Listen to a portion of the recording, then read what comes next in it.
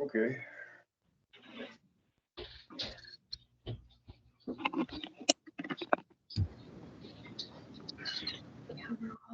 Well, good evening, everybody, and welcome to the Rapid Housing Initiative Community Information Session.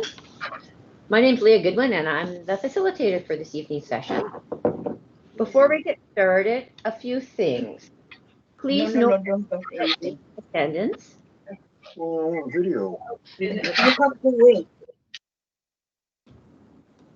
A formal question and answer session will follow the presentation, and so I'm going to respectfully ask you to hold your questions until then. So tonight, let's talk about what we're going to do. This is a very important phase of the Rapid Housing Initiative, where we initiate conversation with the community about how we make this innovative project happen.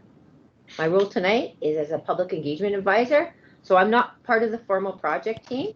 My role is solely to keep the conversation going. I would like to let people know that I think there's right now about 90 people participating. So that's a lot of folks to have on an online session.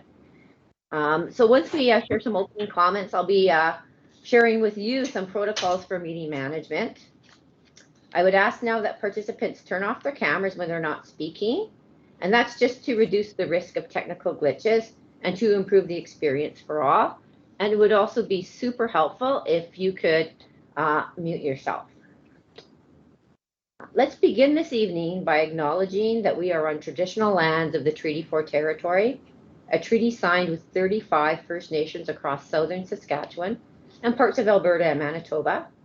This is the original lands of the Cree, Saulteaux, Dakota, Nakota, Lakota, and also the homeland of the Métis Nation. The purpose of the meeting is to introduce the project at 120 Broad Street, share some information, and answer your questions. As many of you know, the intent was to have an event that enabled a hybrid participation. That is one that could accommodate both in-person and virtual participants. However, COVID is really challenging all of us to be agile and adaptable. With the rising numbers of COVID in our community and in alignment with best public health measures, a decision was made to move the session totally online. I would now like to welcome our city manager, Chris Holden, to offer some welcoming remarks. Thanks, Leah.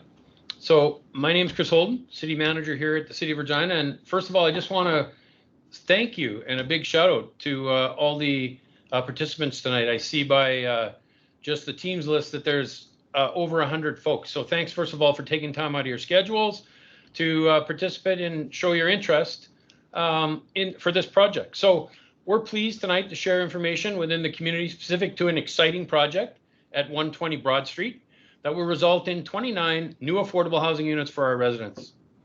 And this housing project represents an opportunity to leverage $7.75 million in federal capital funding to address homelessness, which, as many of you know, is a key priority for City Council and our administration. And I want to recognize that Trina Shaw, the Councillor for Ward 7, is participating on the call as well. And we know that there's been a number of questions as to why consult now? This opportunity has been discussed at Council on a number of occasions to, first of all, approve the Rapid Housing Initiative that administration apply for the project and the opportunity. There was a decision by Council to provide operational funding and, of course, a direction to the administration to pursue a site for the development. Council will continue to have a number of decision points presented as the project advances. So this project is very important. It's a very important step in addressing chronic homelessness and supporting residents who are committed to leaving homelessness behind. This project's offered a new way for the city to be so involved in facilitating safe, secure, and affordable housing. And it's been challenging as this project team has been working with very tight timelines to secure this significant funding from our senior levels of government. We're fortunate tonight to have our respected and experienced community partner, Regina Treaty Status Indian Services, working with us. And I welcome Erica Bowden to this collaborative discussion. And Erica will be adding some context to the presentation later this evening. And tonight is an opportunity to begin a broader community conversation. And this session is an opener. It's one of many touch points that we expect to have with the community and stakeholders as we move forward.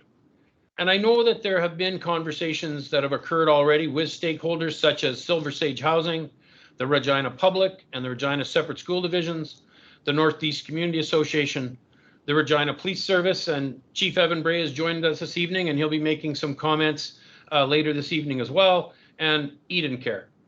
And I know that there are representatives listening in as well from a number of those organizations.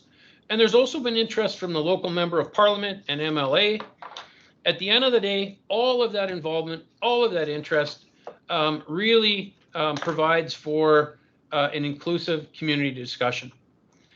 And the goal of tonight is simple. We want to share our plans, and we want to be available to answer your questions. So this rapid housing project is an exciting step in bringing our community together to support residents' transition from homelessness. I also just want to highlight that this is an incredible opportunity for revitalization of this neighborhood with new, modern, energy efficient multi-unit housing, potential redevelopment of other buildings on the site, the existing church, for example, and construction of the new multi-use school. Clearly, these are all elements of a welcoming, contemporary community. So I really look forward to the discussion, and I do thank everyone for joining us. And with that, Leah, I'm going to turn it back over to you so that we can get on with our discussion tonight.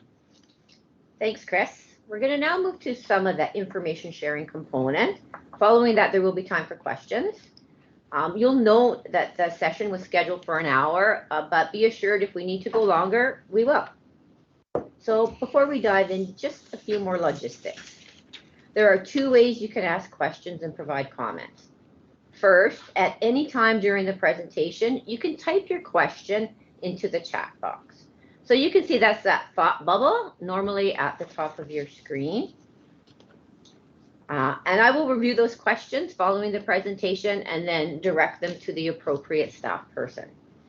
After the presentation, you can also participate verbally. Just raise your hand, and then you can see circled there is that smiley face with the hand. And once you're recognized, turn on your camera if you're comfortable doing so, and unmute yourself and speak. So just a couple more rules of the road. We actually look forward to a very comprehensive and respectful conversation, and we want this to be a good experience for all participants. So we're asking everyone to be on mute unless speaking. Please note there's a technical moderator who, if they note that you are not muted and there's some background noise, they can actually mute you, but they can't unmute you. So, you might hear that conversation that we've all become so familiar with. You're on mute. Please also know that the technical moderator can mute if the comments turn disrespectful. I don't expect that to happen. I don't expect that to be necessary. So I will now turn it over to Senior City Planner Laura Pfeiffer, who will start us off with a brief presentation that will also include some information from Erica from RHI, which, as Chris mentioned, and as well from Chief Bray with the Regina Police Service. So over to you, Laura. Good evening, everyone. Thank you so much for taking time to join us this evening. As Leah mentioned, my name is Laura Pfeiffer, and I'm the Senior City Planner for Housing for the city and on the project team for the Rapid Housing Initiative.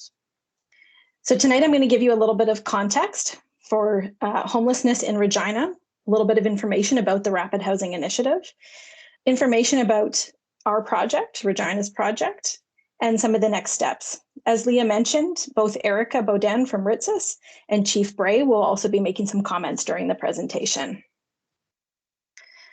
So first, as Chris had mentioned, the city is committed to addressing homelessness. There's many different policies and programs throughout the city that have shown that commitment. It's woven into our official community plan in some of our key community priorities, including supporting the availability of diverse housing options citywide to ensure that people from all walks and stages of life are welcome to live in Regina. That includes working with federal and provincial governments and other partners to meet those diverse housing needs.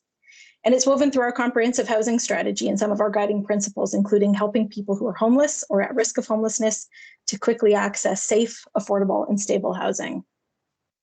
More recently, City Council had endorsed the Plan to End Homelessness, which was released in 2019. And that plan really provided some guiding information that helps how we address homelessness. So we know that Regina has a large number of individuals who are experiencing chronic homelessness. And the plan identified that it really is a lack of supportive housing that is a major barrier to making progress on Regina's homelessness numbers.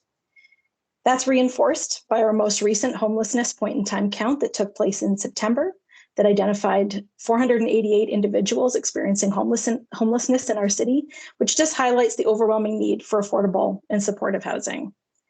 Last spring, City Council approved the creation of a $1 million annual permanent supportive housing operating grant to help to address that gap.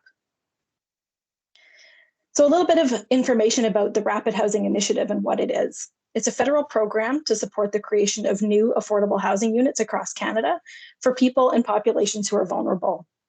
In the second round of funding that the federal government announced in 2021, they included predetermined funding allocations for 30 cities across Canada, including Regina. And cities were invited to submit a proposal for the Rapid Housing Initiative by the end of August. So it really is a significant federal investment to address an important issue in our community. To that end, Regina was allocated $7.75 million in capital funding to build a minimum of 29 affordable housing units. The funding is to be used to cover capital costs and cannot be used to support operational expenses. The units must be maintained as affordable for 20 years. The city is required to target 25% of those units to women or women and their children. And we're encouraged to target 15% of those units for Indigenous residents. And we're also encouraged to work with Indigenous-led organizations. So while the city is partnering with nonprofit intermediaries and partners in the city, we remain the signatory to all the agreements with CMHC, which means that the city is an active partner in this project and its success for the next 20 years. So what did Regina propose? We proposed a new modular construction building that would be permanent supportive housing to serve individuals who are experiencing chronic homelessness. We'll deliver a minimum of 29 units with wraparound support services provided by a nonprofit housing operator based on individual case management plans. As Chris had mentioned, Council had also approved that we receive a funding commitment from the province, that they have put forward $783,000 in the form of a 10-year forgivable loan. I'm going to take a moment and just pause and talk about the images that I've provided on the right-hand part of the slide. You're going to see a number of those throughout the presentation. I know that when I had first heard about modular building, there's a tendency to think that it's shipping containers, but the truth is that it's a form of construction, just the same way that a stick build is a form of construction. And there's lots of different examples of modular affordable housing projects across Canada. So I think it was helpful to provide some context that, as Chris had mentioned, this really is a significant investment in a high quality building. So what is transitional housing? What kind of housing is the Rapid Housing Initiative going to be providing? So transitional housing or supportive housing is longer-term housing, which is distinct and different from emergency shelters, drop-ins, or other forms of temporary accommodation. Residents have chosen to exit homelessness and are taking steps towards healing and community integration. And this type of housing really assists those who are ready for successful transition from a shelter system. Supportive housing provides safety and stability and allows people to positively contribute to their communities. And what we've seen in many cities across Canada, and including Regina, is that individuals who are successfully housed in permanent supportive housing with wraparound support services no longer access emergency shelters and other related services. So really the goal is to assist residents with developing independence and focus on their community integration. As we mentioned, Regina Treaty Status Indian Services and Silver Sage Holdings were selected as the city's permanent supportive housing operating grant recipients. We're excited to work with them. They're two well-respected local Indigenous organizations with a proven track record of providing safe, secure, affordable housing and support services. They have experience supporting individuals who are transitioning to permanent housing, and they have many strong community relationships throughout our city and throughout the province. We also see this as an opportunity to strengthen the community's response to homelessness through the Rapid Housing Initiative. It really broadens our capacity as a city to address chronic homelessness, and it also protects client choice and self-determination within our city by providing that choice. So I'm now going to hand this over to Erica to speak a little bit more about the residents and the services that'll be provided.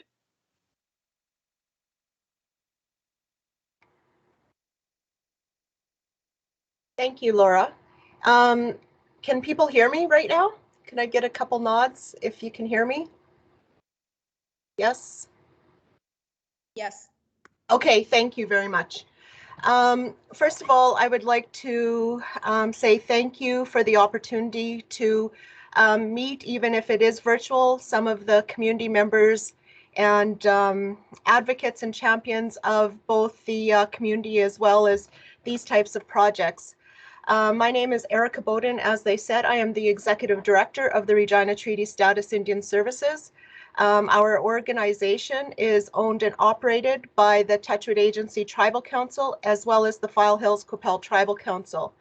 On our board of directors, we have representation not only from those two tribal councils, but also the Yorkton Tribal Council, Southeast Treaty 4 Tribal Council, as well as 4 members at large who sit on our board of directors. We are an organization that is over 25 years, and I'm very proud to say that we hold a retention rate of employees of over 90% of 5 years with us and longer. They are very much top-notch professional individuals who are very, very experienced in the human services field. As well, I'm very proud to say that our organization is the only human services delivery agency in Saskatchewan, Indigenous or not, that is ISO accredited, which is an international accreditation that looks on our policies and our procedures, as well as our responses to what is called non-compliance and or issues that come up. And we are evaluated on an annual basis by this external body, and we have to pass accreditation every year in order to be recertified. We offer what we call also womb to tomb services, whereas everything from prenatal care up into grief after somebody has been gone. We also deal in very complex types of issues, but also we are there for anyone. Even though we are Indigenous owned and operated, we have status blind services, which means anyone who walks through our doors, we help. So saying that, we very much have people who are non-Indigenous who are part of our helping system. Now, when we, I guess I will go straight to this project. I have been first, and I guess on a personal level, I just will say I am a mother, a grandmother. I graduated from both Regina Elementary School, Martin Collegiate, as well as attended university at both the Saskatchewan Indian Federated College as well as the University of Regina. My husband and I have been homeowners for well over 20 years, and we have raised our children who have also gone through the school system and have also convocated from university here in Regina. And our grandchildren are now 4th generation raised in the city of Regina. So we are very much, both the organization as well as myself are very much entrenched in a positive way and know our communities well. Now, we have also we have several partnerships with very varied partners, municipal, provincial, federal, as well as private. And we have, and saying that runs the gamut of assisting very complex needs to individuals to people who may just need assistance with, for example, work boots in order to get a job. So our services, you know, with reintegration, rehabilitation, we're very proud of our success rate in opportunities and providing tools for people to better their lives. Now, we have been involved in many projects currently, and what is most in the news right now, is we are operating a temporary facility, transitional facility, that came about from Tent City, Camp Marjorie, and last it has been called Camp Hope, where what we are trying to do is assist very, very high acuity or very incredibly highly complex individuals who need incredible supports in order to survive, just especially now that we're in the middle of a very cold winter. That initiative is incredibly different than what we're talking about right now. These are two very separate and very diverse types, even though they're on the same spectrum of the homelessness initiative or houselessness initiative. And I will say that we are very excited to not only be the operating partner in the supportive housing, but also to be part of the community here as it is. Now, with this rapid housing initiative that we're talking about, I do want to say that there often is a misconception that the people that we're helping in the transitional facility right now, that those barriers and challenges that they have move along the entire spectrum of the social housing model. And that is not the case, because we're talking along the continuum of services, 2 or 3 steps beyond that. So the people who are now currently in the transitional facility, in the situations that they're at, would not even be considered as residents in this project. They would not fit the profile and they would not fit the criteria for residency in this project. Now, the residents living in the supportive housing, they will have experienced barriers. However, it is a misconception to say that that they are all addicted or have mental health issues. That is not the case. That may be part of the issue, but even if it is part of their issue and their barriers, that they will have moved beyond that stage, and they will not have that as their main obstacle and barrier towards independence. Some of the issues that we may have, or some of the residents that may be in this building, would be those who would be considered couch surfers, where they have a very low paying job, and they just can't afford to go into any sort of affordable housing because there's very limited supply of it. So it may be that they're living in there because it's low-paying jobs, unpaid training or skill development, and education.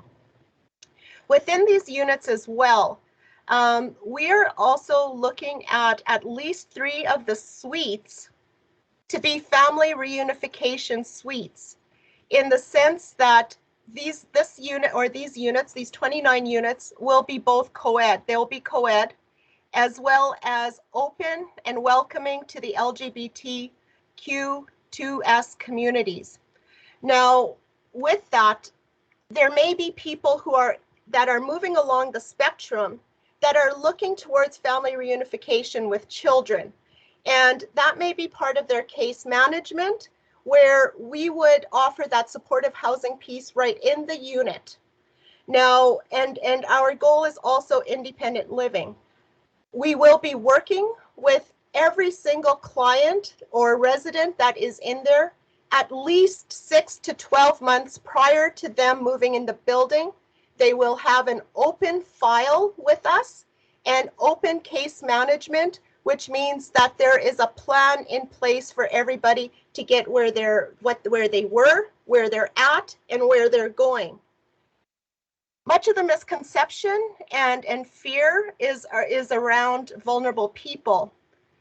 It is our policies and procedures that residents will not have any sexual charges or convictions, and they will not be dangerous offenders. They would not fit in the criteria, and they would not be eligible for this unit. Like I had said, every single resident will have to maintain open case management files with RHIs to maintain their residency. So if they, for example, if part, you know, if they're talking about, well, I should say, okay, let me step back. So they will have to adhere to their case management plans in order to maintain residency. If they do not, then they will no longer be residents of this facility. It is our hope and our excitement that by being part of this community, the section of Regina that has so many strengths, that has so many incredible opportunities, that the people who are, especially with the family reunification part, and or those who may fall in love, get married, they will be able to go into rental and or purchase their own homes in this unit. For us, especially with the family reunification parts, we're very excited to be part of the academic or the school life and the community life. So thank you very much. Now, thank you for going to the next slide, Leah. Some of the support services that we were talking about is that they are multiple units and we will be providing services on site, which includes security. So there will be 24/7 security as well as maintenance staff on site at all times. With our support services, especially with them being next to the church, which we are planning to renovate and offer that as an addition to the services or a space where we could provide the services for the people who are in the units. What we are providing is, you know, anywhere from healthy living to cultural to the social inclusion. Our services include an employment center, an adult 12 learning center, and while these will not be the location where these services will be, they may be mobile units or I should say outreach offices where they could assist the people. So the support services that we give, as I had mentioned in the other slide, they are all tied to the case management and the goals and the benchmarks of the case management. So the support services are not all one and the same. They will be tailored and unique to the individual's units. The people who will be staying in here, it is not like a low-income situation where you put in an application in order to go live somewhere. They will have to be they will reside in the units as part of their case management. So we would not have situations where we just get an application and they look like they're doing good and then they get put into the unit. They will have had to work with us for several months prior to that. And what we see as they're already stabilized, but they're not stabilized enough for whatever situation that might be. That might be training, that might be employment, whatever the case is, for a while. And so we are looking at anywhere from a year to 18 months to 3 to 5 years. And so this would not be a transient type of place where people would be moving in and out. That we expect that the residents will become part of the community, and perhaps for the first time in their lives, they will be feeling like they are part of a community, and this may be the first stabilized place ever or in a long time that they could call their own. And I think that is a very, very exciting opportunity for all of us to be a part of. So thank you very much for listening. Okay, I'd like to invite Chief Bray to speak now. Thank you. Well, thank you very much, and good evening, everyone. Thanks, Erica, for your comments. Our police service obviously works hand in hand with lots of different organizations in the city, but I think obviously the City of Regina and RHI are two of our probably strongest partners. We work with RHI in a variety of different ways and have done over a number of years. In fact, they are the only organization through the File Hills Capel Tribal Council that we've signed a communication and cooperation agreement with. So we really do have a working alliance that I would say is second to none when it comes to any sort of situation. We're also obviously a very active partner in community safety and well-being. You've heard me talk about that many times, probably most without this cold that I'm plagued with tonight. So I apologize if I sound a little scratchy. I also will say on a personal level and for our police service, the work on homelessness in our city is an important piece of work. This is something that I've been involved with now for a number of years. I was on the leadership committee that was involved in phase 1 of the plan to end homelessness in our city. And I'm quite excited to see that this supportive housing is going to be happening in our city. Appreciative that we were able to get the funding dollars and all of the work that went into getting that funding. That's not a given. And so being able to get it for our community is really good.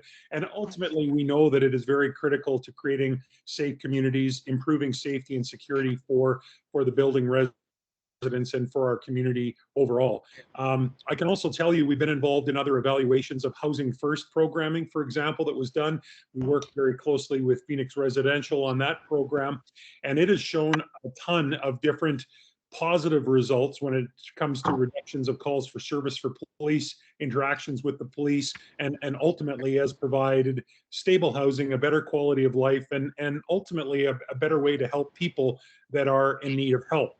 I'm going to end my comments here. I will be sticking around for the Q&A. I've had the benefit of listening to the first part of this presentation and reading the comments. I am going to comment that I feel like there's a lot of people making comments that are either not hearing what's being said or potentially will have their questions answered by the end of it. So the questions are definitely welcome.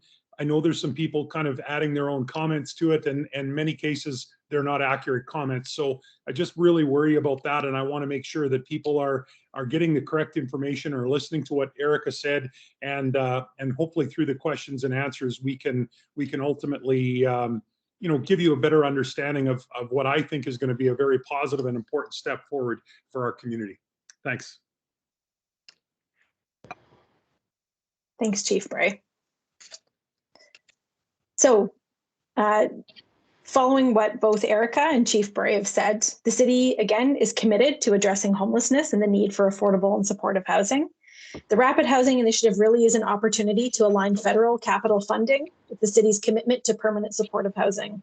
And the city is committed to our strong partnership with RHI and Silver Sage to ensure that the project is successful. I know there have been questions about how the site was selected. A comprehensive citywide search for a location began in July of 2021, once we were notified of the Rapid Housing Initiative.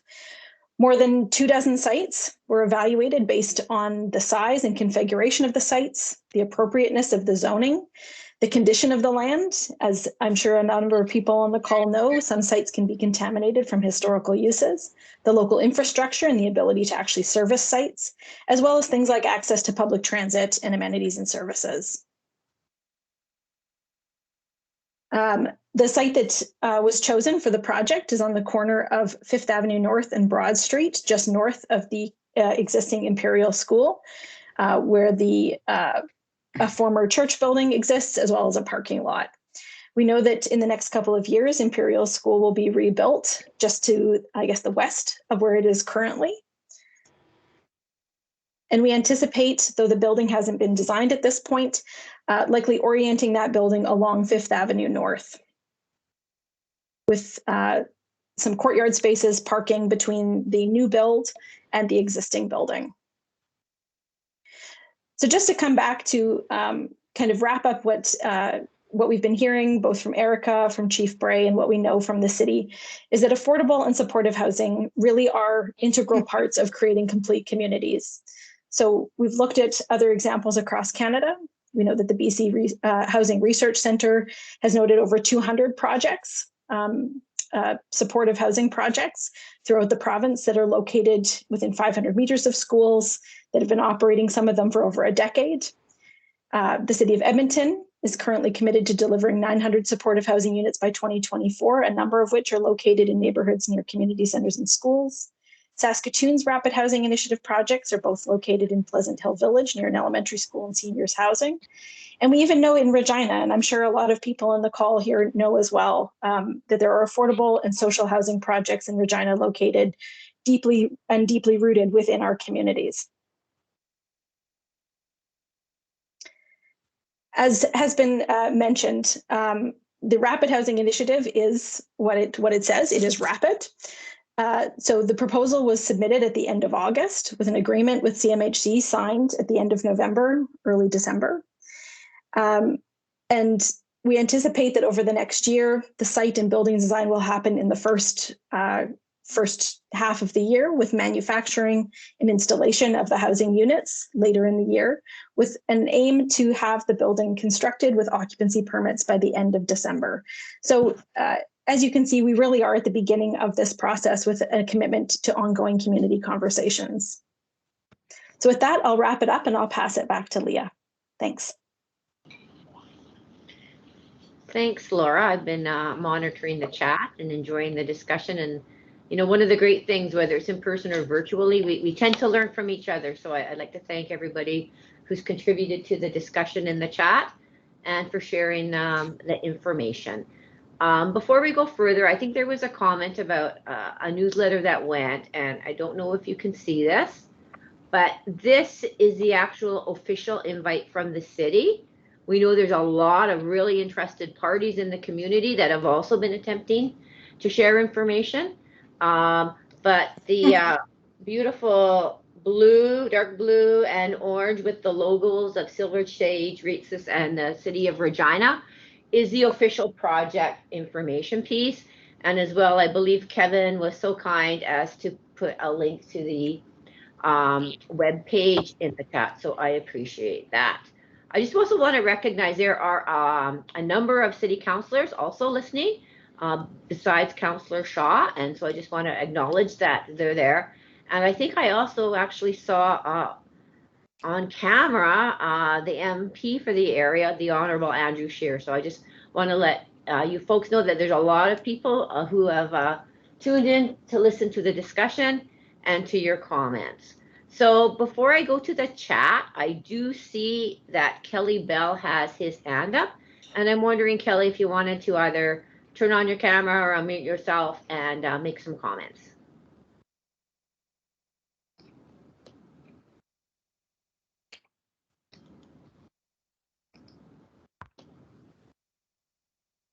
Okay, I think Kelly is no longer there.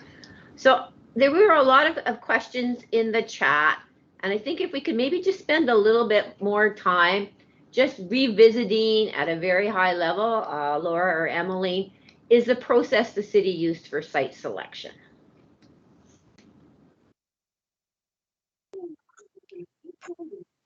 Thanks, Leah. My name is Emmeline Hill. I'm the manager of community or social and cultural development with the city of Regina.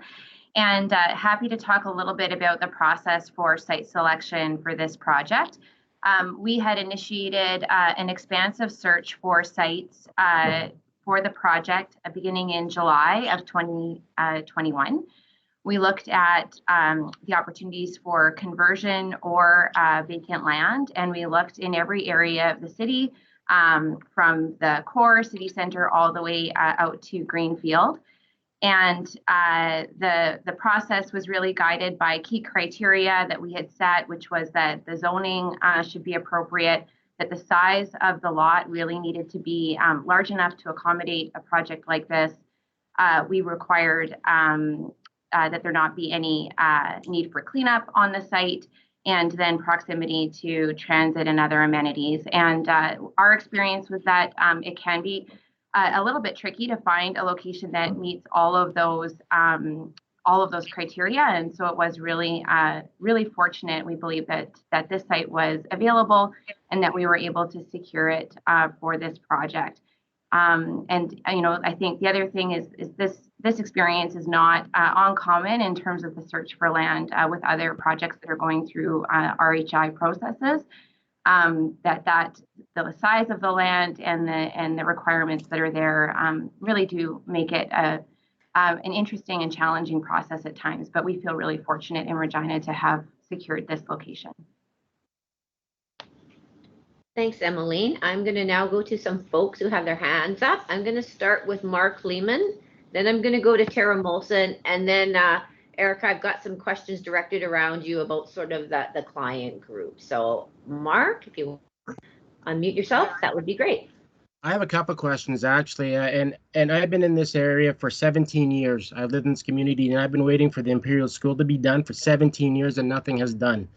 We have broken roads that have not been taken care of for 17 years, and now we find out through the grapevine, well into this project, what you guys are expanding on without even letting us know what's going on. I was informed that there was supposed to be an Eden care facility built there with a pharmacy.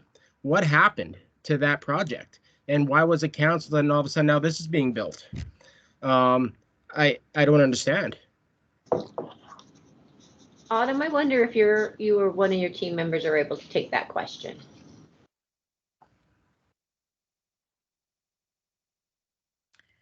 Good evening, everyone. I'm Autumn Dawson, Director of Planning and Development Services at the City of Regina. Mark is correct. We did have an application. I believe it came in 2015 and was approved through council in 2016 for a 2-tower development on the site, and it was proposed by Eden Care. They, for whatever reason, chose not to proceed with the development, and through the process of the new zoning bylaw, the land was removed from that contract zone that would allow for those 2 towers, and made a consistent zoning with the remainder of the lots along that section of Broad Street. Okay, then I'm understanding that Eden Home Care owned that lot. What did the city pay for it?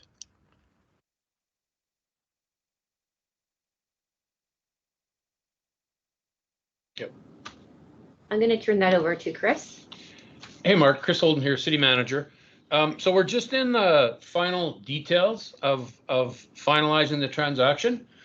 So not at a point today to share that information, but that definitely is public information that we can make available at a future date once the transaction has been completed. It's just in the final stages of title transfer, et cetera. So we can provide that information in the near future, but not tonight. Okay, and what role did Bob Hawkins have as he sits on that board with Eden Home Care? He's also a ward councillor. If we can get to the rest of the room, and if we have time, we'll come back to the further detailed questions. I just want to give everybody a chance if that's okay with you. I think next up was Tara or Tara. I believe you had a question. Hi there, thank you. I'm curious if somebody could just explain maybe how the demographic breakdown was chosen. I believe somebody said that 25% of the units will be for women and children, but according to the latest PIT count, point in time count, you know, almost 50% of the homeless population are women, and then nearly 30% are children and youth. So I'm just wondering if somebody could elaborate on how the demographics were chosen. I can come in and just provide an initial response, and then Erica, I think, will have further comments perhaps later on in the evening. The 25% women is a requirement of the federal government's Rapid Housing Initiative funding, that 25% of the units be targeted towards women.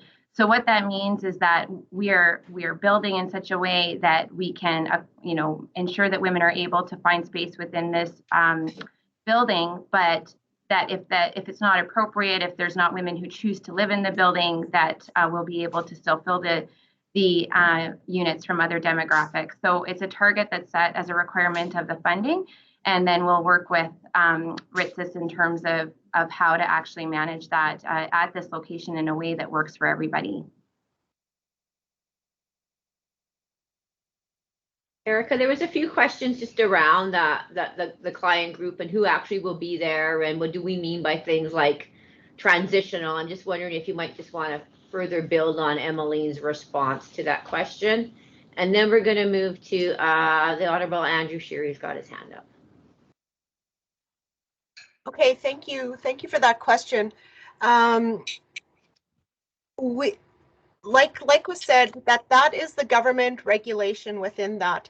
And so as we look at the appropriateness and the entire picture of the residents in the building, that is our goal, that those would be minimal, the minimum requirements. Now, understanding that also within that, one unit may hit 2 or 3 of those boxes.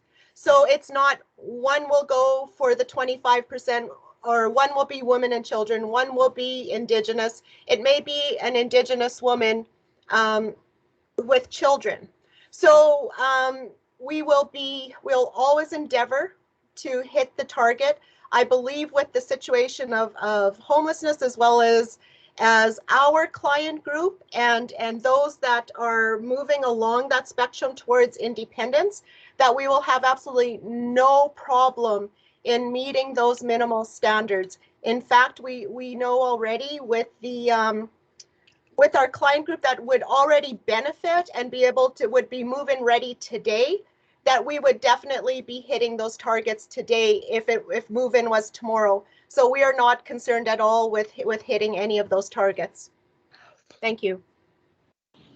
Thanks, Erica. I'm gonna ask the MP now to have comments, and then if the city team could get ready to have a conversation just around safety, particularly with so close to the school and the seniors. Thanks very much. I've unmuted myself, so hopefully you can hear me. If not, just let me know. We can. Okay, great. Thank you. First question I have is, my understanding is that the invitation to attend this meeting was only sent out to a limited, I believe it was a 200 meter radius. And given the fact that Imperial School would draw on a much larger area, and any parent with a child in Imperial School would have an interest in what's going on here, can anybody explain why the decision was made to really restrict and have such a narrow focus for the community consultation tonight? Thank you very much for that. I'm just going to ask Autumn or one of her team members to see if they can respond to that question. Laura, do you want me to take that one? Sure, you can start, Autumn, and if there's anything to add, then I'll jump in. Okay. So good question. So this is based on the legislation that we have provincially for planning.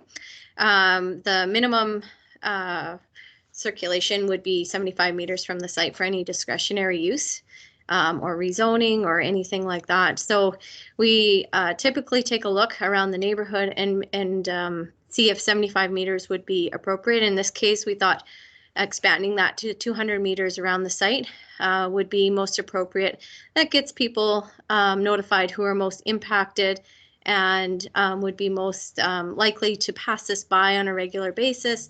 And that's what we use for this particular project, even though it isn't falling within those categories of a rezoning or a discretionary use. It actually doesn't require any public notification under the planning legislation that we do have. So I hope that answers your question. Well, it's a technical answer, I guess. It doesn't. I think it just lacks common sense that you've got parents from a much larger area. If you look at the map of the school, a lot of that 200 meters would be field. There's fields on both sides of Imperial there, and if I had, I don't know what the catchment area is for elementary schools these days, but I would venture to guess that it's more than 200 meters. So I think that was someone dropped the ball on that one by excluding so many parents who would have children in the school. Yep. Chris, you mentioned that the city's in the process of finalizing the purchase. Is the purchase of this land conditional on council approving this location, or is the city buying this and this is like a done deal? You guys are buying the land, you're paying the money, you're going to have this land. Why buy the land if I think you mentioned there's still several decision points, and why not do the community consultation before you purchase the land? So thanks for the question. So the city's in the final stages of just executing on the land purchase and acquisition and transfer of title. So at the end of the day, yes, the city is going to own this property. The city is not at a point in which we could back out of that purchase. So, this is has been a complex project in terms of there's an opportunity for housing funding, and they call it rapid housing, as Laura indicated, because there's requirements from the federal government that these be occupied by the end of November in 2022. So council obviously approved the fact that, yes, we want to pursue this funding opportunity, receive money from the feds, we received some provincial funding. At the end of the day, the delegated authority to go and purchase the land was delegated to administration under my authority. Again, there were upwards of 20 locations that were reviewed in terms of location, fit, zoning. At the end of the day, we do focus on making sure that we're building complete neighborhoods, making sure that we have housing options for all types of individuals and residents of our community is a responsibility that we have. So really the consultation is happening now because this is a project that is moving forward, and it is a project that, council has been supportive to this point. When I indicate that there are other processes or decision points, obviously we're working very closely with RHI and we're working with Silver Sage. Those are our partners. But there does, again, need to be a formal transfer of that land to those partners. And that's another decision that council will be, we'll be recommending that council approve that in the coming months into the end of January and February. Do I have time for one more quick question? Go ahead. Quick. Okay, so I've heard a few times tonight about the types of people who won't be housed in these units, and what assurances can you give residents and parents with children in the school that won't change? It's all well and good to say tonight that the plan right now is to have this type of model. If 10 years from now, 5 years from now, there's a need for a different type of person to be housed there, if there are vacancies in this building and there are people looking for a place to be housed, what kind of assurances can you give to residents? And secondly, what is the funding model for operation? You mentioned that this money coming from the federal government is just for capital construction. How much is this going to cost the city on a go-forward basis? And will that funding be linked to residents? Because some of the things that happens is if you've got vacancies in a funding model where you only get paid on occupancy, the pressure to find people to fill that could end up putting pressure on changing the intake and changing the type of criteria for who is able to be housed in there. And the reason why I asked the question about changing going forward is because I've heard a lot of conversations from residents about the community consultation that was involved in changing the zoning when the expectation was it was going to be built for Eden. And so the zoning went through, and now here we are talking about a rapid housing unit for people exiting homelessness. That's completely different than what the consultation was back when the zoning was changed in the first place. So maybe I'll start, and I know that Laura can have some comment in terms of the structure of agreements and the length of time of the agreements, and then I think it is really up to Erica and Ritzis just to comment in terms of the individuals that will be supported in this housing. So we have a 20-year commitment in terms of the funding. The operating funding was a decision of council to commit $1 million of operating funding that will go to Ritzis for the operation of the facility. Now, Ritzis also has other sources of revenue, et cetera. But so I may just ask Laura to add a little bit further to that and then get some comments from Erica as well. Yeah, certainly. I'd like to actually talk to a couple of points that you brought up, Mr. Scheer. So the first one that I'll talk about is the most recent one. So about the operational funding. So as Chris has mentioned, the city has created a $1 million annual operating grant that is being paired with the Rapid Housing Initiative. So that's a guaranteed $1 million in operational funds every year. And as Chris mentioned, in addition to that, Ritzis obviously has other access to funding through the various ministries with the province, whether it's social services or health, things like that. So, we feel the city has a consistent commitment to ensure that the project is operationally successful and stable. Just getting back a little bit to the circulation question that you had about why the circulation was more narrowed as opposed to the entirety for the school catchments for the 4 schools. So Autumn is right that under legislation, if this project were a discretionary use or a rezoning, we would be required to do a more focused circulation. We expanded that out to 200 meters to try and catch several blocks around the project. But the other piece of this is that the city doesn't have access to parent information. Students for those 4 schools really can be coming from a very wide catchment. So our consultation and our work has been in communicating with the stakeholders that are the school boards and the chairs of those school boards. And really the school boards are the ones who act on behalf of their constituents and their school communities. So we've been working with the school boards to communicate the project, to hear their questions, their concerns, and address those. And after this, I will flip it to Erica as well.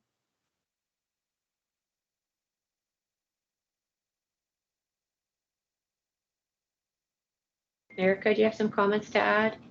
Thank you, and it's a pleasure to meet you, Mr. Scheer. I am also a constituent within your catchment area as well, and it's very nice to meet you after all of these years. Saying all of that, what I would like to say is that for us, with your question, Mr. Scheer, is that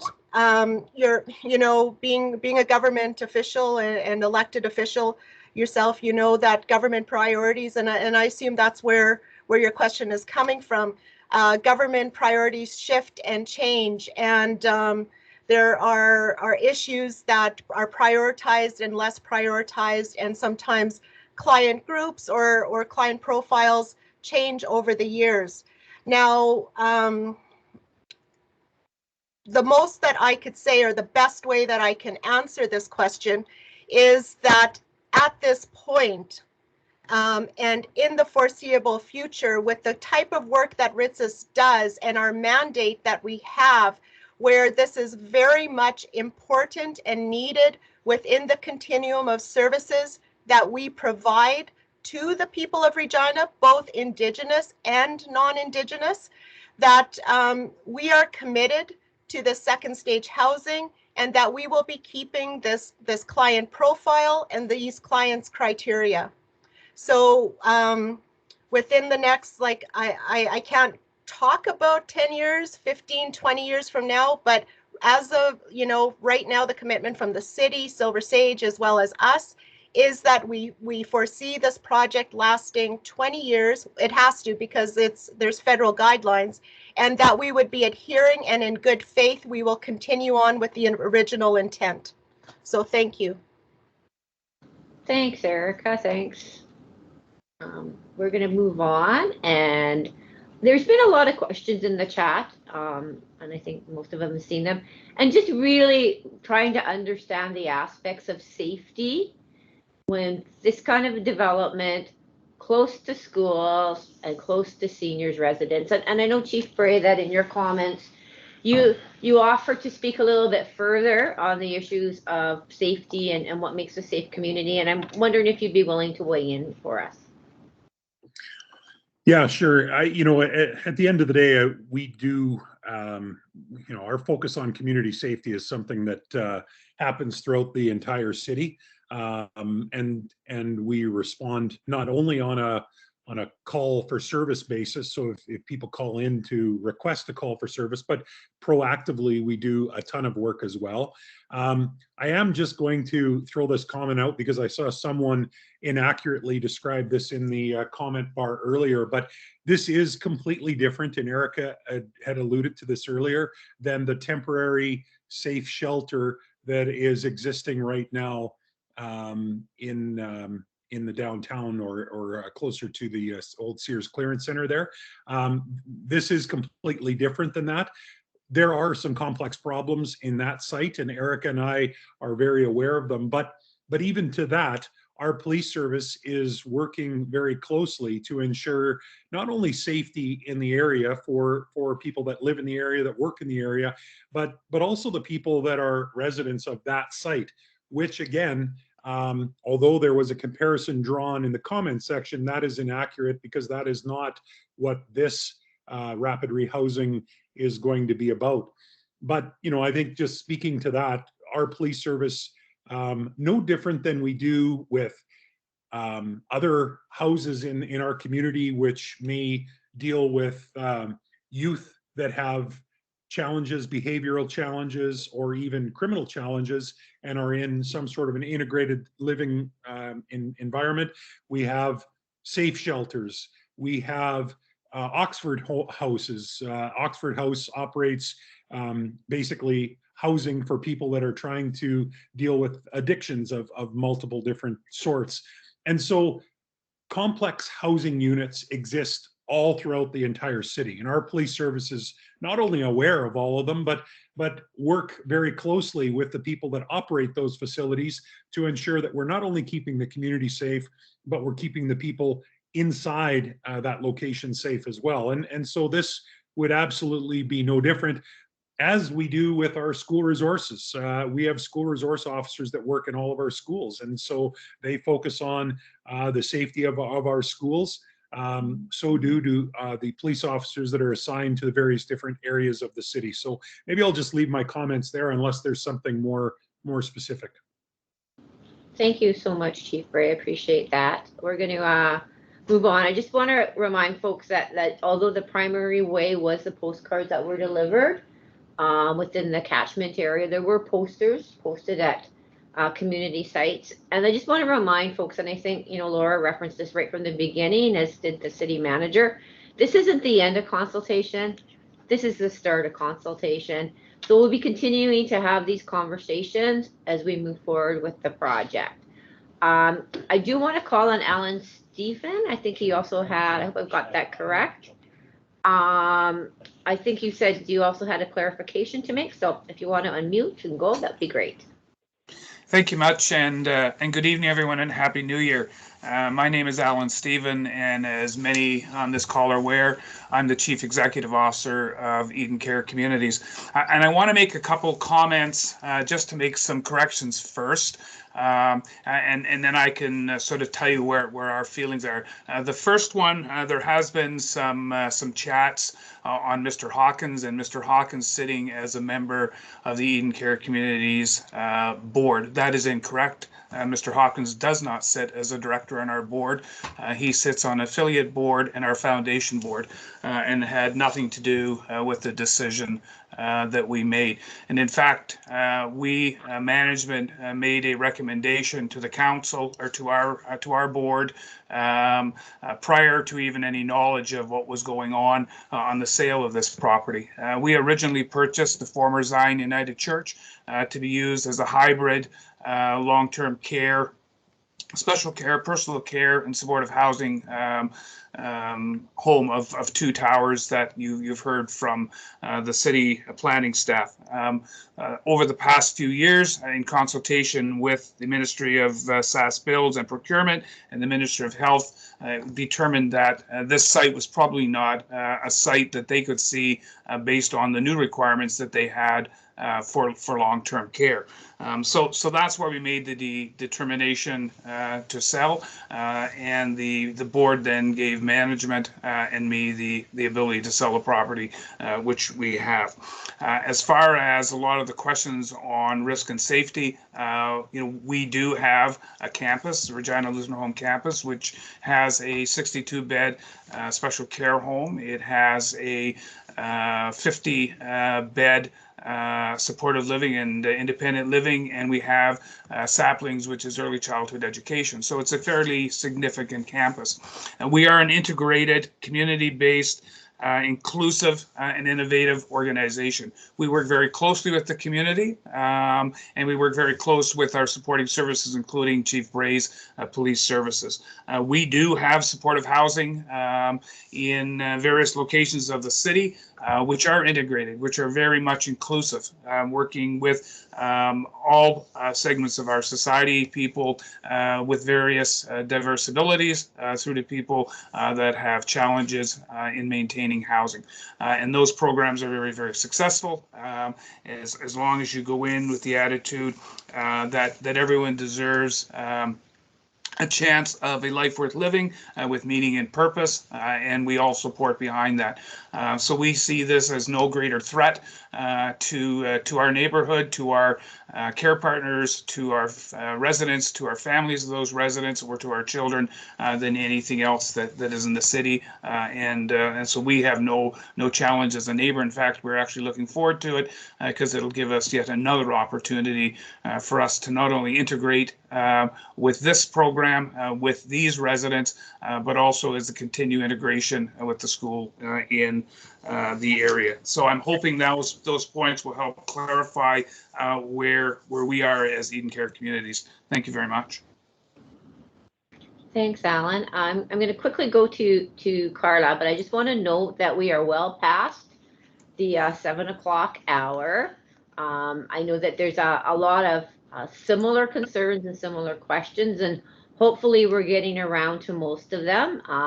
Those who we don't, you can guarantee that they'll be captured in the summary that Laura and her team will be putting together and posting on the website. But for now, I'm going to go and ask Carla to unmute and turn on her camera and share her questions or comments. Thank you very much. And I wanted to make a special notice that I really appreciate the information actually coming from Erica on this, with the more details about what we're building. So when we're talking about the purchasing, that's the part that I'm curious about would the goal of city be to sell any of these units on a permanent basis, or would this be to keep it as rental property where people would buy externally? That's kind of the first bit. And also whether or not we've considered I kind of mentioned it in a comment. There was a word for reuniting families. I forget the formal word you had for it, but I'm wondering if families with a disabled family member are considered in that, and if we're thinking about making sure certain things like fire access and entry levels that are sustainable for different shaped apartments are something that's feasible in this type of a build. Thank you for what you're doing. I think I'm going to turn that to Laura or Emmeline.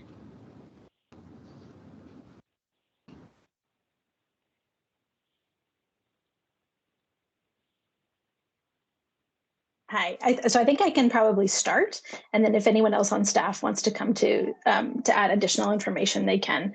So when we talk about permanent supportive housing, the permanent piece of it, as Erica I think had talked about in one of her slides, is that the residents are welcome to live there as long as they need before transitioning to other forms of affordable housing or market rate housing, whatever that may be. So it's not an ownership model where the residents that are living there are owning their units. The building would be operated by an organization or otherwise, with the residents being able to come and the permanent pieces that they stay as long as they need to. So as Erica said, likely this would be, let's say, 3 to 5 years that would be typical for someone coming in. With respect to accessibility, obviously, I can't speak necessarily to the specifics of the family units and things like that because the building hasn't been designed at this point. We know that as part of our agreements with CMHC that there are minimum accessibility requirements, a minimum number of units, and in the design of the building, we're looking to exceed those. And there's also energy efficiency requirements similar to that we're looking to exceed. So accessibility of the units and of the building is key. Thanks, Laura. I'm going to go now to Cindy Anderson. And one of the things maybe Laura, you and your team can be thinking about, and I'll come back to you, is just really some more details about what we mean by amenities that make this site an attractive site. Hello. So I hope you can hear me. I do think this is a great initiative. However, I think there has to be a correction. The timeline with the discussion with school boards is totally inaccurate. Our school board of trustees have not even discussed this housing project as yet. And I also have to put something forward about the community consultations. If this is first of many, and I think Andrew Scheer really hit the nail on the head, the school board had announced the rebuilds of Imperial with McDermott, which means that whole community area runs into Winnipeg Street. So I think if you are going forward on these consultations, that community has to be included as well. Those two schools will be merged along with the Catholic schools. And I'm not sure if there's a Catholic rep on here right now either, but I think there has to be more discussion with the school boards when you're going forward, because the parents need to know some of this stuff. And if their trustees don't know, it's not a good thing. So I hate to point fingers, but we only got this information. I only got this information a week before Christmas break. So yeah, it was not sent out forward. Our admin had been to one meeting previously. So that's just to clarify. Yeah, and thanks for that, Cindy. And we probably should have been super clear that the conversations happened at the administrative level, not at the elected official level. So thank you very much for that. Valerie, you've had your hand up for quite a bit of time. I'm just wondering if you want to unmute and turn on your camera and share your question or comment. Yeah, hi. I actually work for mental health, and I am concerned by the fact that it is beside a school and by a senior's home. There's an empty building right beside Pioneer Village. It's half refurbished. It's ready to go almost. I know they don't want to do extra work, but really it won't cost 7.5 million. And it's right beside the mental health facility and a hospital and all the amenities. I just don't understand why they would want to put 75% possibly of men who could be addicted to drugs. It says and or addicted to drugs. It's kind of putting the worm on the hook and throwing it in the water and hoping the fish doesn't bite. So that's my comment. Thanks so much for that, Valerie, and for being patient for us getting to you. I just want to go through the consultation process and what's been done to date. And I'm just wondering, Emmeline, if you could just kind of walk us through sort of what's been done and then sort of what are kind of the next levels that we would be considering if that's fair. Yeah, absolutely. Thank you, Leah. And so as has been mentioned, the conversations really began in early December with a small group of key stakeholders that were identified as needing to be the first group that we spoke to as once the location was more or less in place. And so because of the extensiveness of the search that we undertook, really we didn't have any confirmation of where we were going to be able to put this building until late November, early December. And so we set a meeting with administrative members of the two school districts and the community association for early December in anticipation of wanting to have those stakeholders included in the conversation so they could understand what was intended. And from there, that we would be able to broaden out to more public conversations like this one.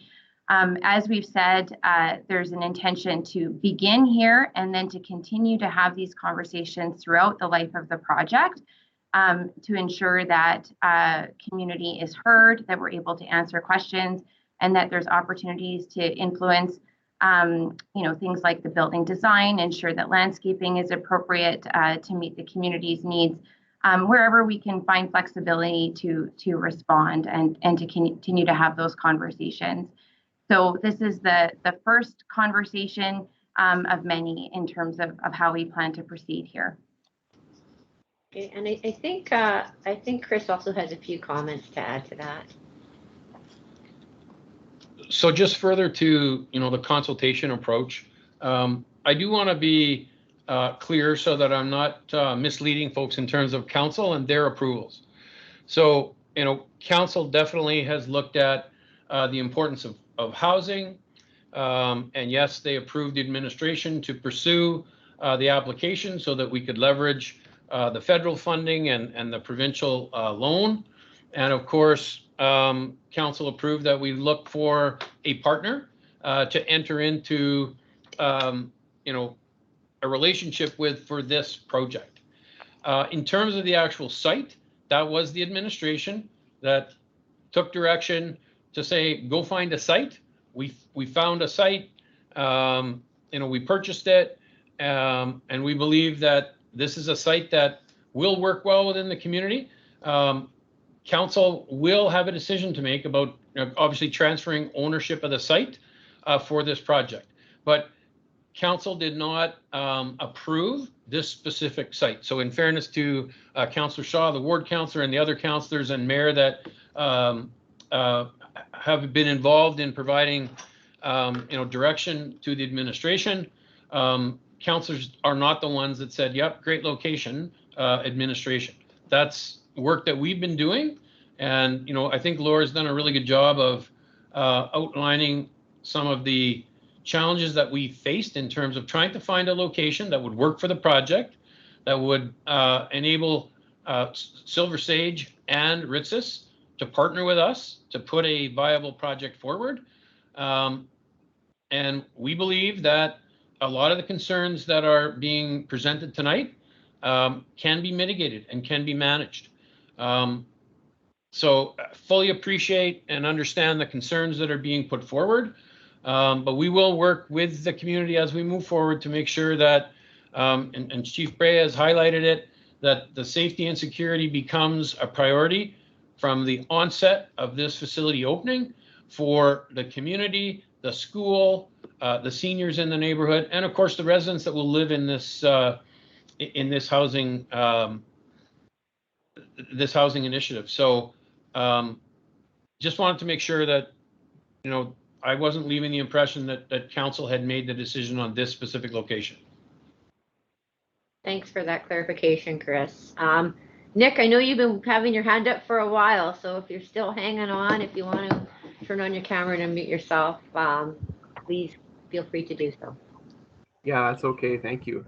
I'm seeing all the comments expressing concern on behalf of the school children and the school parents. And I'm seeing this sort of suggestion that the children at Imperial are sort of somehow vulnerable due to this building.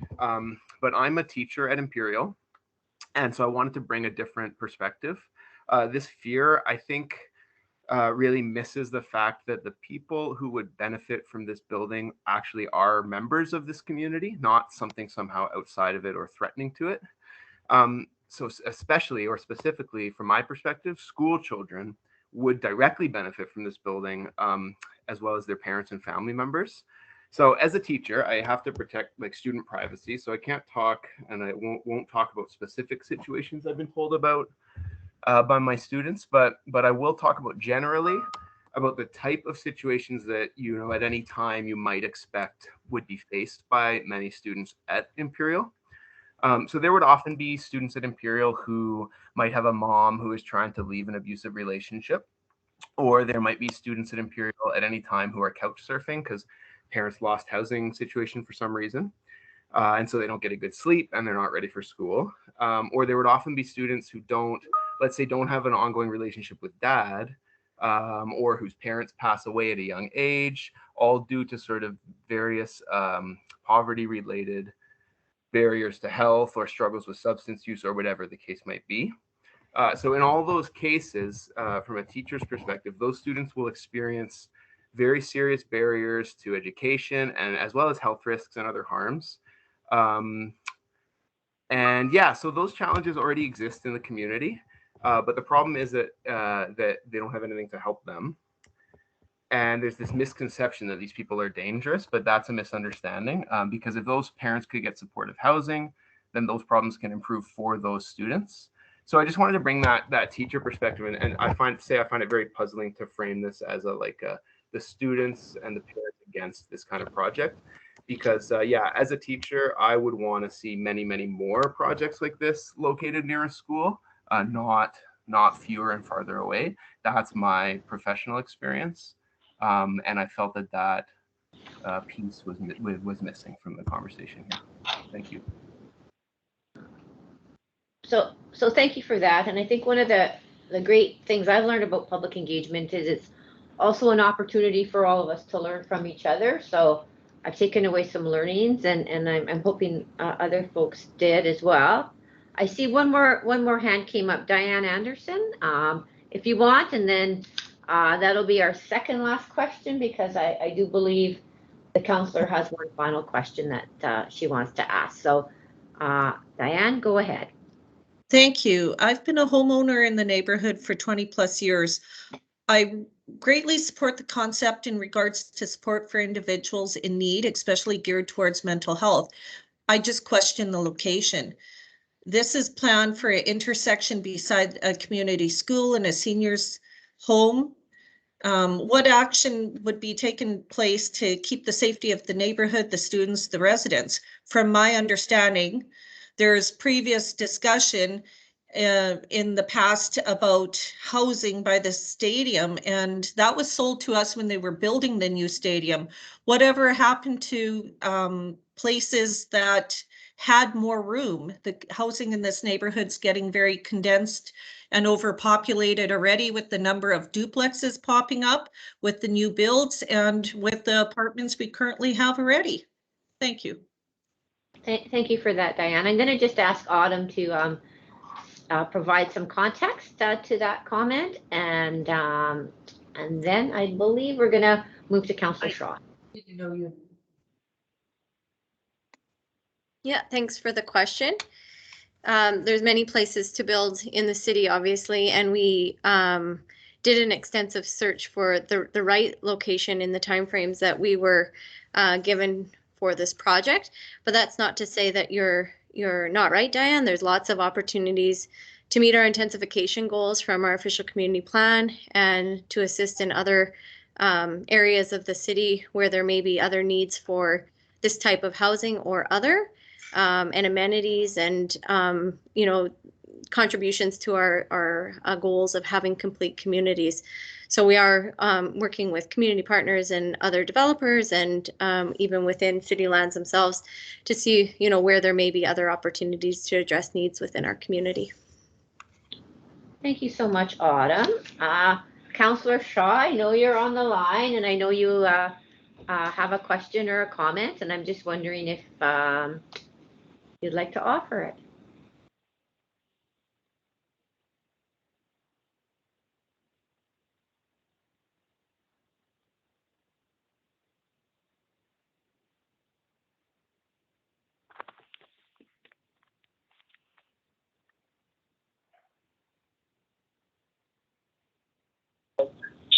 I'm sorry, Councillor, could you start again? You were accidentally on mute. I'm sorry. Oh. Am I on mute, or did you put me on you are mute? not now. Okay. First of all, I'd like to thank everybody for coming to this. I'm very saddened that this consultation didn't happen previous. Our community is very welcoming of people with any type of disabilities, any type of marginalized situation, challenges. We welcome people like this into our community.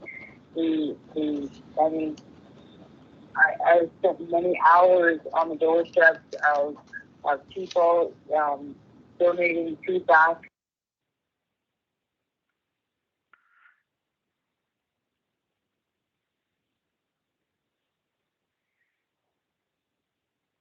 Leah, we can no longer hear. Okay. When did you stop hearing? I think, Councillor, we lost you when you started just after the comment about you wish the consultation had started sooner. I'm wondering if can you hear me now? Yes. Okay, maybe my earpods. The first question I have, many residents have been asking me why I didn't inform them what was going on, why didn't I talk to them, why didn't I ask them or tell them. I would like to know, and I would like it on record, that I had no previous knowledge of this whatsoever. It wasn't until the December 8th meeting with the Community Association and School Board, they found out about it, and then they asked me about it. So, just as a procedural note, was the administration due to consult with me at all regarding this housing complex?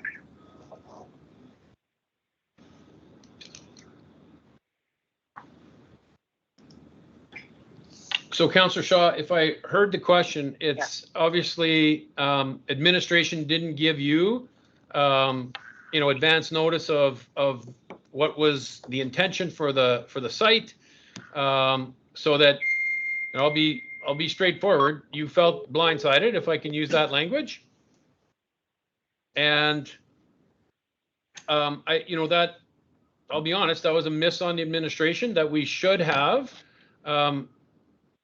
included you at a time there where you would have had, information ahead of the discussion occurring in the community. So that's on us, and we have, formally said to you that we apologize for that. But absolutely, your ward constituents shouldn't feel that you weren't representing them, or that you weren't looking to, participate in a full conversation.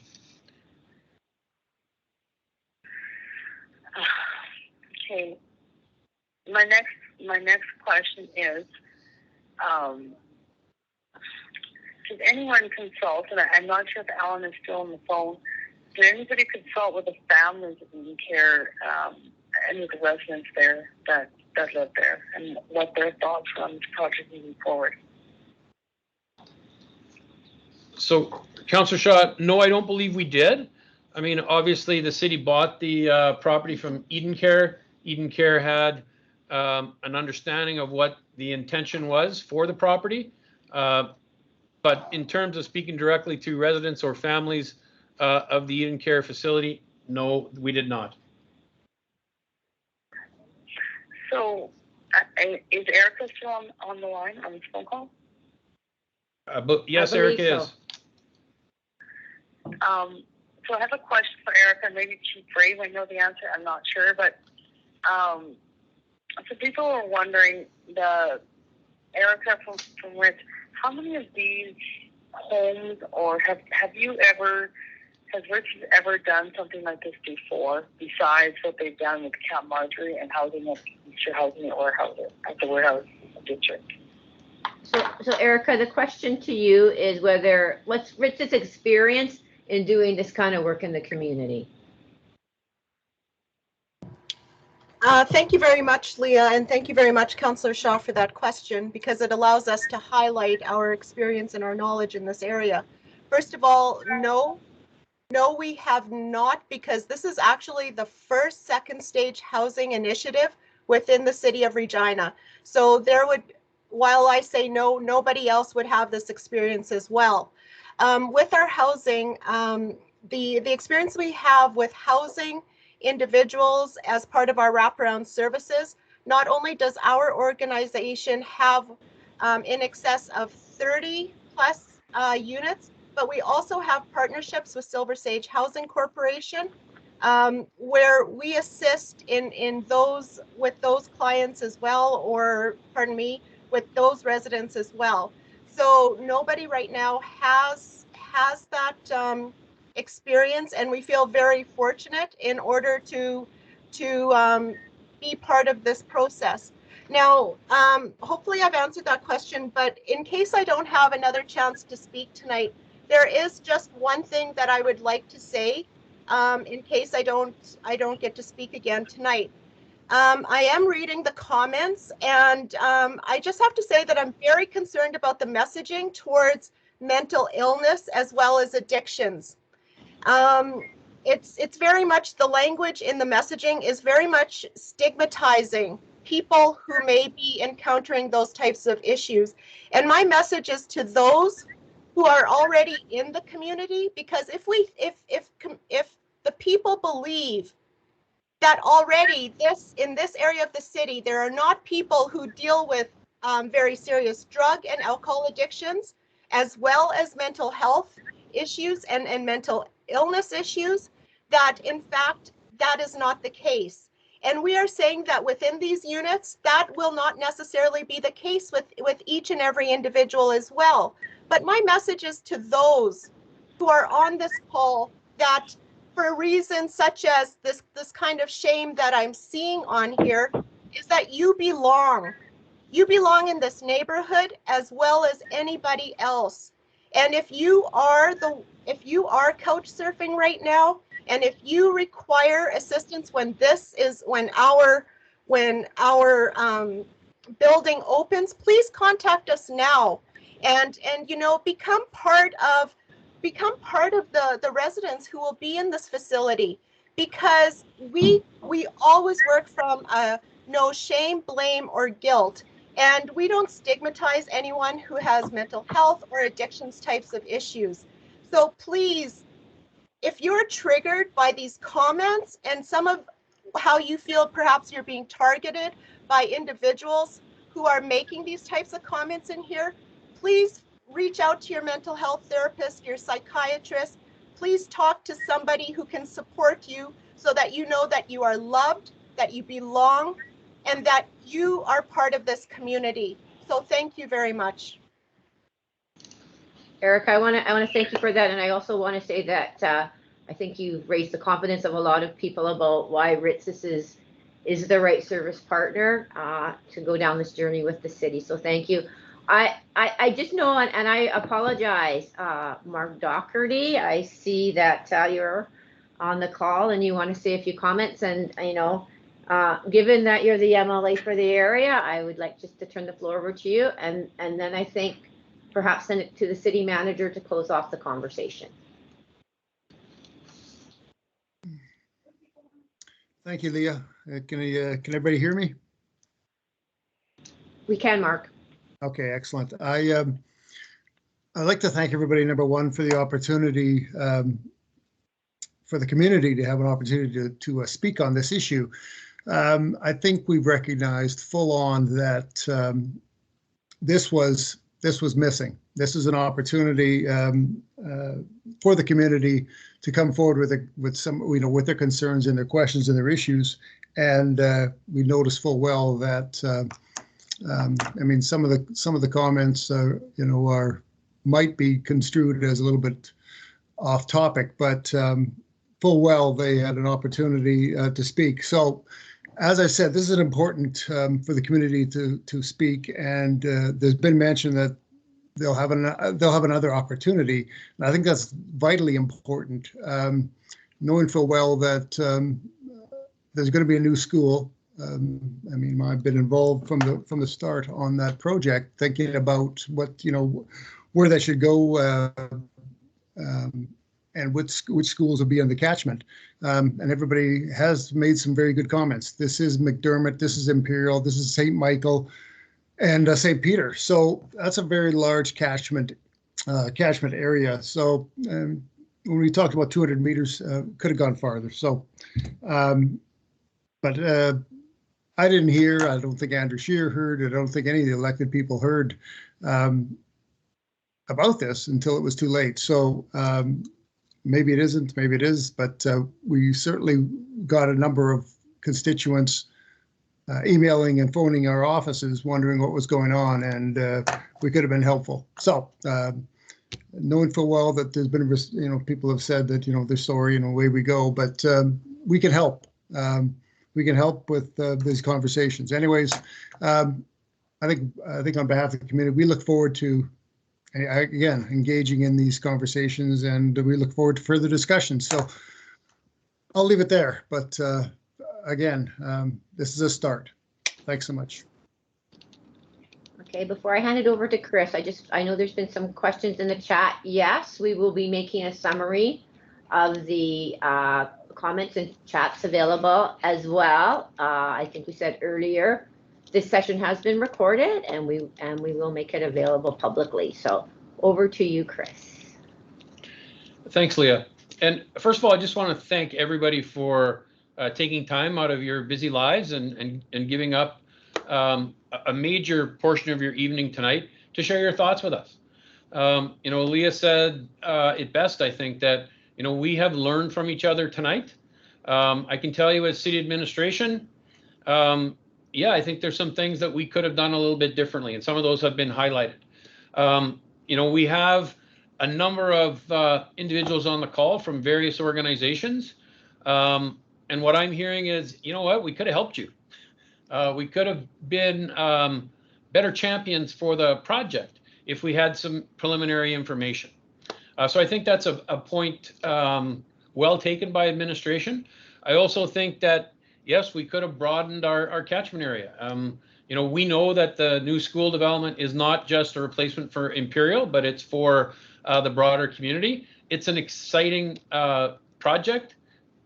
The number of things that are going on in the community, I think, are exciting. So the takeaway, obviously, is that we need to continue conversations with the community. We need to make sure that collectively, as residents of Regina, whether you live directly in this community or whether you don't, and I saw comments in the chat about, you know, it's easy for people to make comments when they don't live in this community. But we all live in Regina and we're all a part of the fabric of the community. So again, I want to thank everybody. As Leah indicated, we'll put a summary of tonight's meeting. There'll be a recording of it available, and we'll continue to share information, make sure that people have an understanding of the project, exactly, you know, the housing that is going to be put there, the type of individuals that are going to be supported through those housing initiatives. So more to come in future conversations, but I want to thank everybody for your openness. And it was all very, very respectful tonight in terms of, you know, the discussion. Again, I think some of the comments that are in the chat are made out of fear. They might even be made out of, you know, unawareness or lack of knowledge in terms of what the project is. But we'll move forward and we'll try to alleviate those concerns as much as we can. So thanks again to everybody. Enjoy the rest of your evening. With all of the risks around COVID, stay healthy and stay safe.